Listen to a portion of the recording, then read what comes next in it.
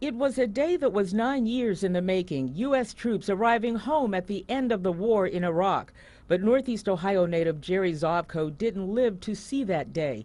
Jerry died in Iraq 8 years ago tomorrow.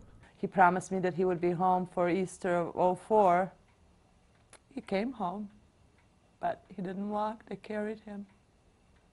The Euclid High School graduate and Buckeye fan was a former Army Ranger who, after leaving the military, took a civilian job for a company providing security in Iraq. His mother, Donna, still remembers him making that decision. He wanted to make the difference. He wanted to train the Iraqis, and he wanted to save the young lives of young men that were being sent overseas that had no experience of fighting the war. You know, not that they were not soldiers, they were, but they didn't have the experience for that part of the world, and he thought that he can help. But on March 31st, 2004, something went terribly wrong. Jerry and 3 co-workers, Mike Teague, Wesley Bartolona, and Scott Halvinston, were tortured and killed and dragged through the streets of Fallujah.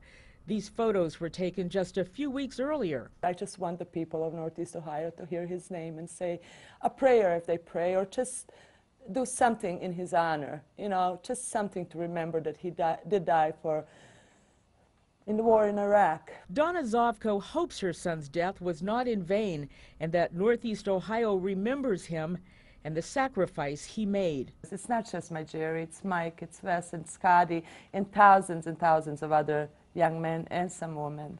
You know, to remember all of them because they are our heroes.